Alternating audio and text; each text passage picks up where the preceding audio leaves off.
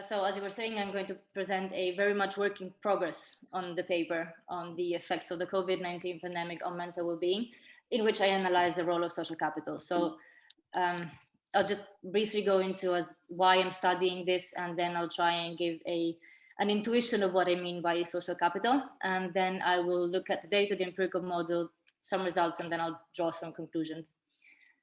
So what we know from the social capital literature is that, well, obviously the social dimension of individual lives is particularly important for health and happiness, and it has been demonstrated being among the most important determinants of subjective well-being.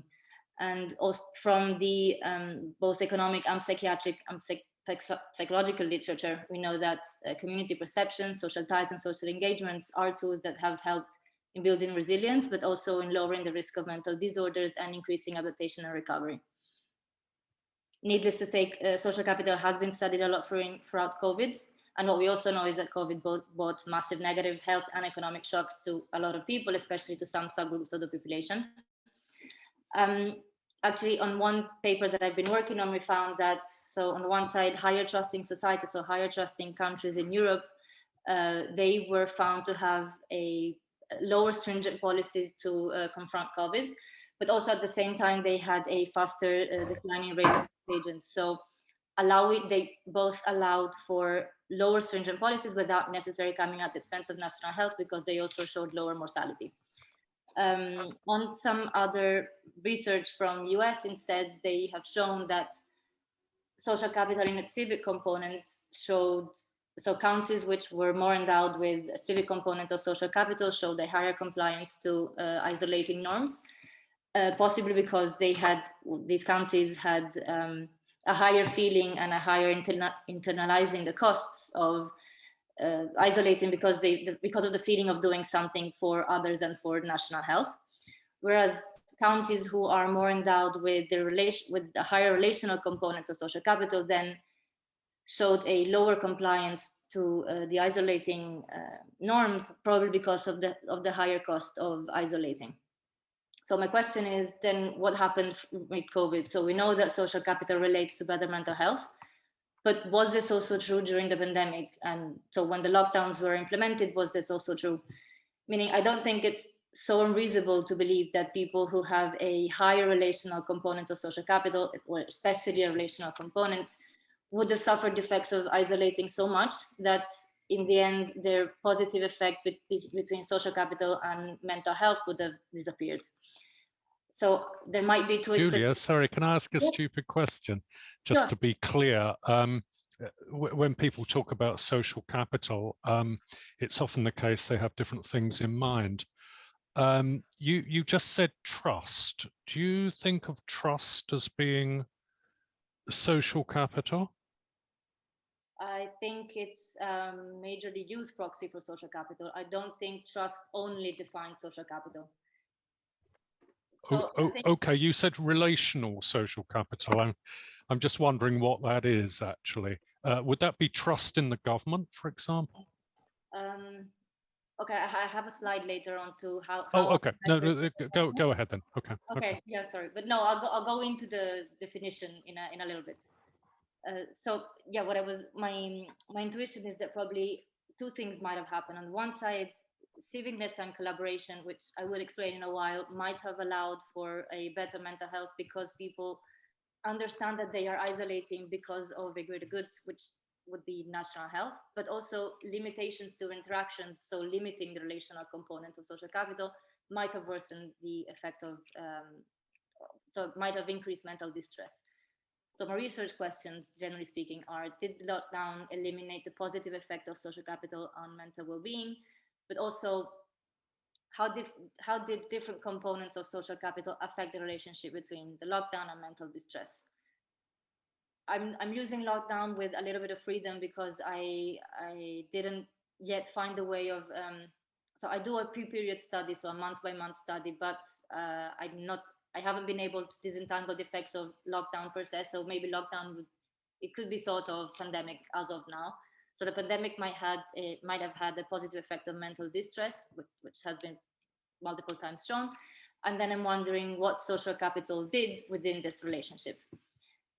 So, or you probably know better than me, what So I don't know that if we need to talk about this too much, but then in April, the UK went into its first national lockdown, and then between May and July there was some easing of the restrictions, obviously.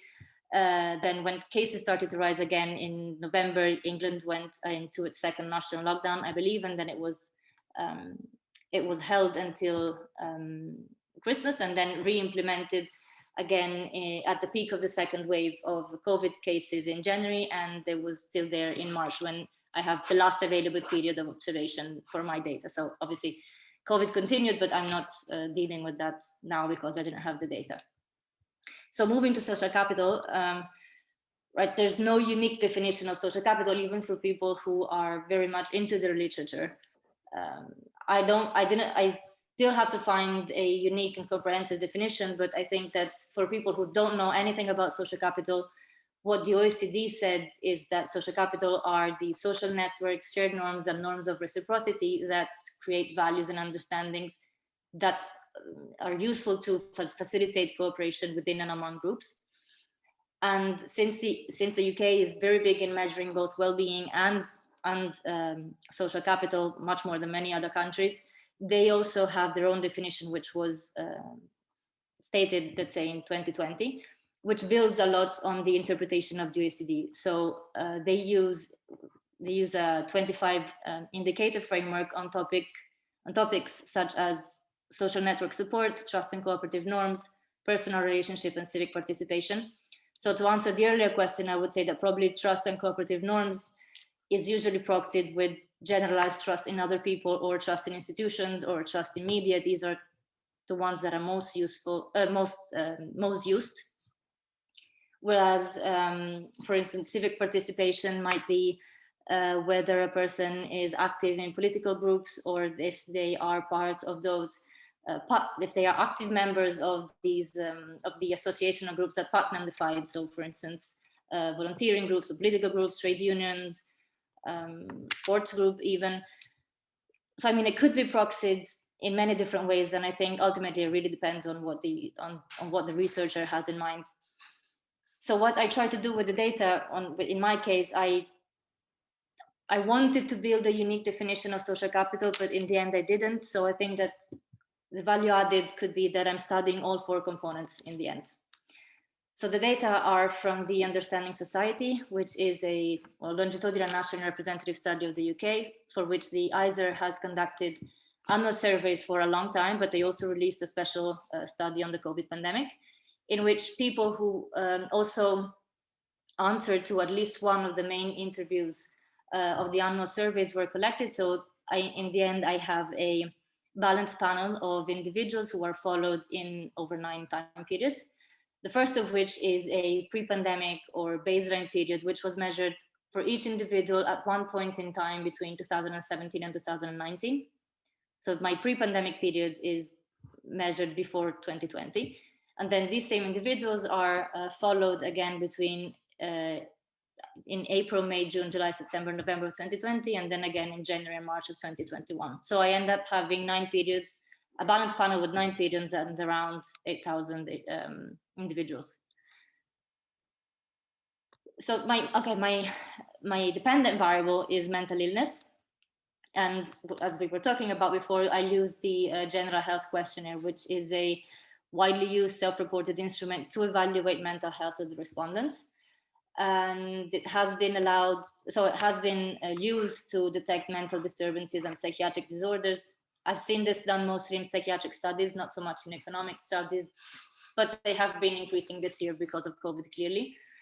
And probably all of you are familiar, but I mean, the questions are around the topics of concentration, loss of sleep, feeling of playing a useful role, whether the person is capable of making decisions, if they feel strain, or problems in overcoming difficulties, enjoying activities, if they feel unhappy or depressed, if they lost confidence, and in general, their happiness. So this is the overall measure of the question. So each person will answer to these 12 questions, and then the answers, which usually go from a 1 to 4 scale, they are recoded so that then each individual will have a mental illness score, which ranges between 0 and 36.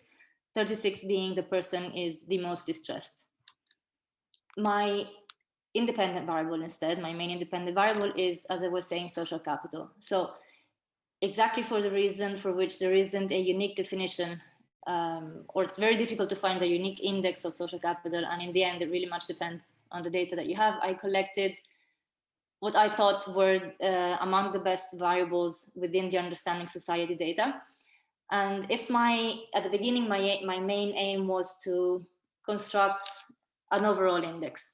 But when I performed the factor analysis on the variables that I have chosen, this hypothesis wasn't confirmed. And what the data were telling me is that there are actually 4 components that equally contribute to the latent concept of social capital. And the way these variables are grouped in each component very much resembles the definition of the ONS. So this gives me some sort of external validation to the measures that I'm using. So on the personal relational component, the variables that are retained are the feeling of belonging to neighborhood and the frequency of talking to neighbors. Whereas in the social network support component, I have information on people's feeling whether, so if they can rely on their friends and they have friends that they can open up to. And in the trust and cooperative component, instead, I have measures on whether people trust their neighbors and whether they feel like their neighbors would help them if they needed it. And in the civic engagement, as I was saying before, the variables are on the active membership in one of those associational partner groups and whether the person usually volunteers.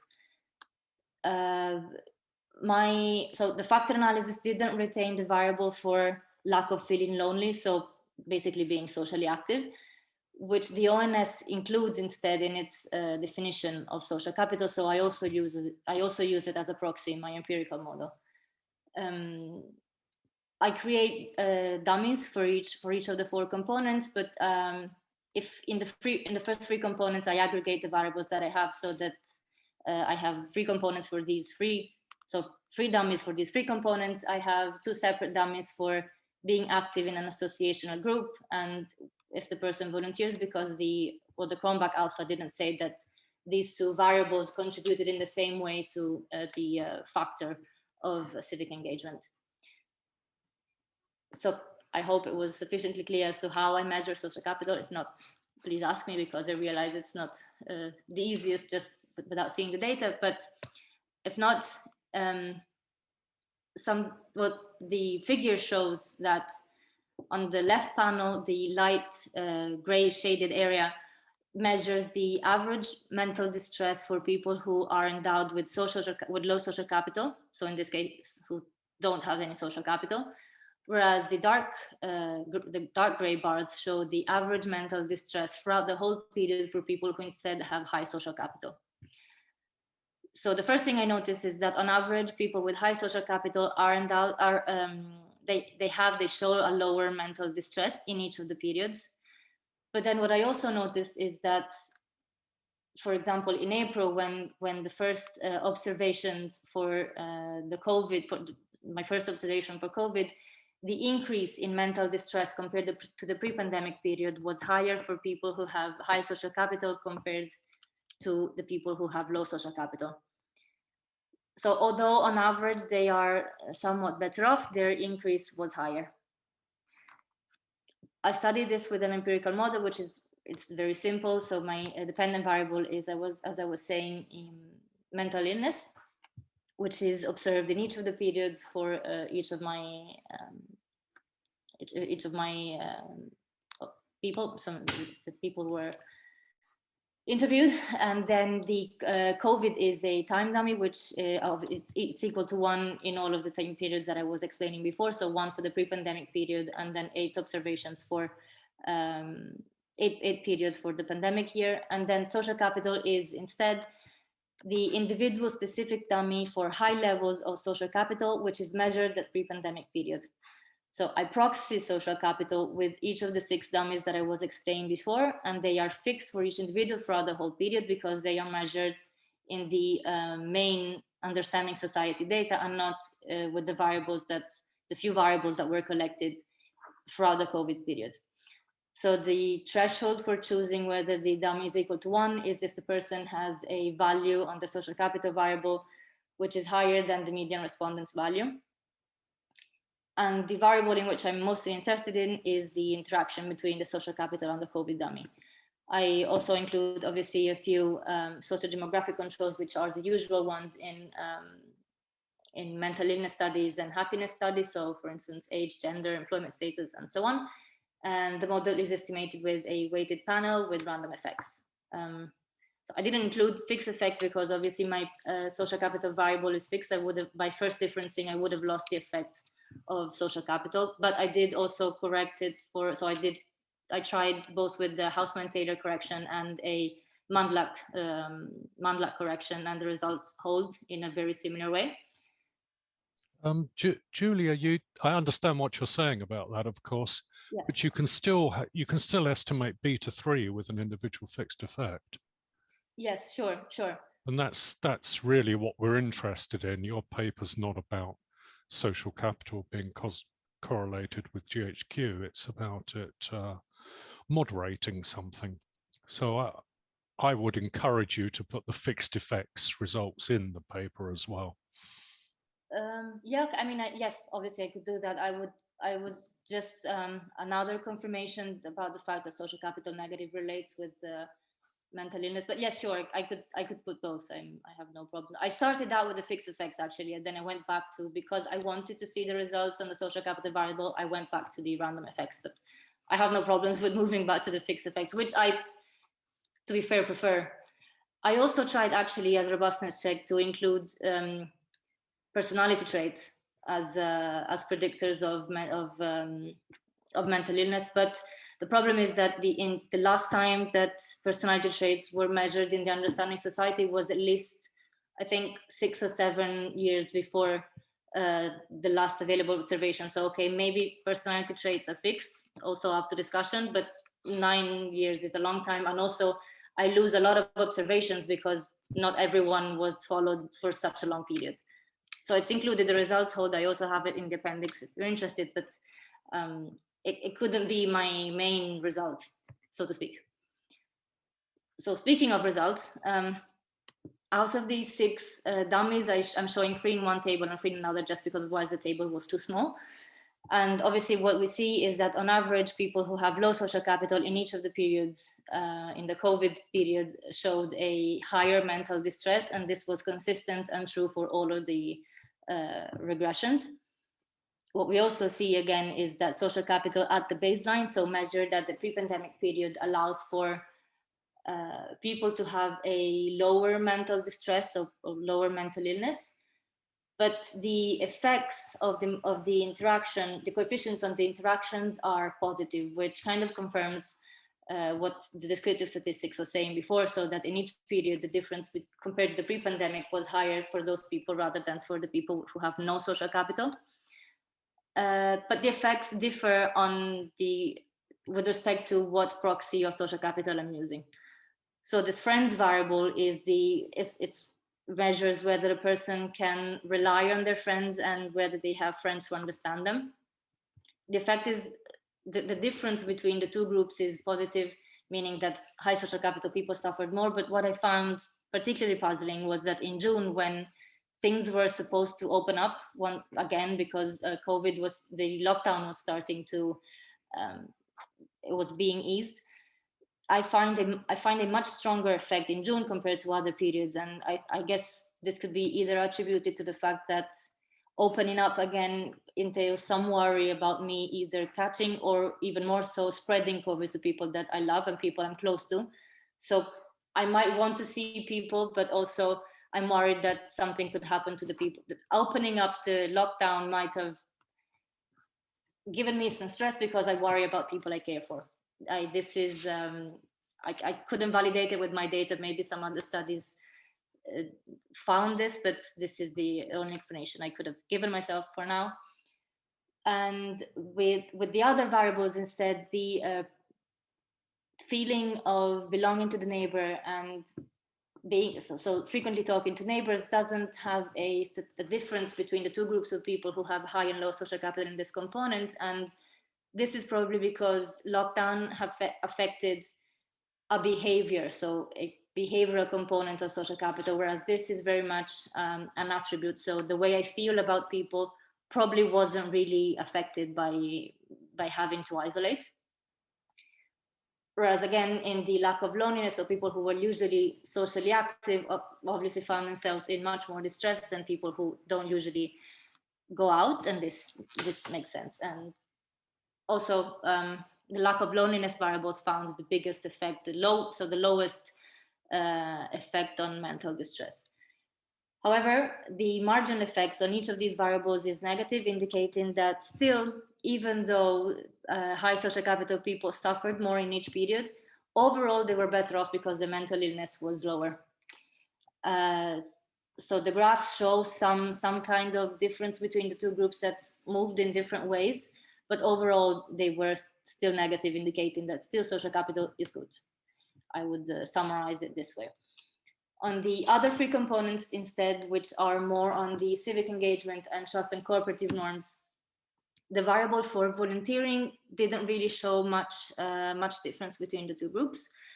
But being active in associational groups, so the partner groups, instead does find a moderation effect, especially in June and July, when I guess when people were able to go back to their usual activities, and so actively participating in the groups in which they signed up for, allows them to suffer much less. And then consistently with the idea of lockdown, when lockdown was implemented again, they went back to suffering more than people who usually are not highly endowed in their in this civic engagement component. For the same reason of the trust of the neighborhood cohesion model as before, I don't find a difference between the two groups of people in the trust and cooperative norms, because again, this variable is measured as an attitude that people would have towards their neighbors. So even if my neighbors would usually be people who help me or people that I trust, during COVID, I can't really see people and they wouldn't be able to help me. So the attitude wouldn't change, but the behavior neither, because this is not a behavioral variable. So it makes sense that I'm not really finding too much of a difference between the two groups. Again, the marginal effects are negative, although to a lower extent, and there is instead no effect on the volunteering variable. But there is a strong effect, especially for the being active in the associational groups in summer when things opened up. So I realized the results are a little bit all over the place because of the different variables explaining different things. So if I have to summarize them, I would say that first of all, mental illness on average increased for both high and low social capital individuals during COVID, but the effect was particularly high for people who have high values of relational social capital.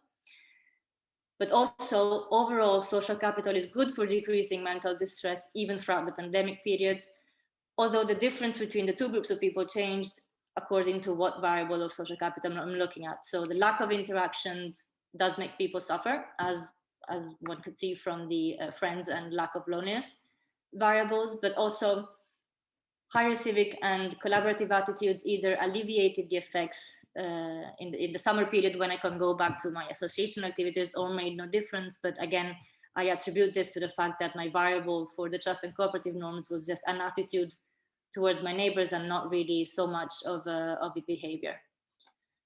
So concluding, although lockdown affected people who depend a lot on their personal relations more than people who don't, social capital still does allow for lower mental distress on average, which meaning that my first research question is no. So lockdown didn't alter the overall effect of social capital on mental distress, because even though they suffered more, overall they're still people with high social capital are still better off than people who don't have social capital, which also calls for policies that will help promoting and protecting social capital, because if the aim is to increase well-being, as in the same way as we implement or the implementation interventions to increase well-being are there, it also makes sense to implement interventions towards fostering inclusion, connection, and collaborations, because ultimately since social capital is such a strong determinant of well-being, then it's going to ultimately help well-being improvement as well. And I also think that exploring the effects of social capital will help address clinical and epidemiological challenges such as the COVID one, or such as ensuring national safety in general, without necessarily coming at the expense of individual well-being, which entails for different kinds of policies, both for when the lockdown periods are eased, so addressing anxiety of people not knowing exactly how to behave or what to do when the lockdowns are lifted, but also trying to engage people that would mostly be isolating, because they are usually people who don't have access to the internet, or so anyway, finding a way of engaging people also during the period of isolation, whether it be online or not. This is up to discussion again, not wasn't the main aim of the paper, so I didn't do it. So I think I'll just conclude here, and comments are much welcome, because actually this is very much a work in progress, so comments or questions are more than welcome. Thank you very much.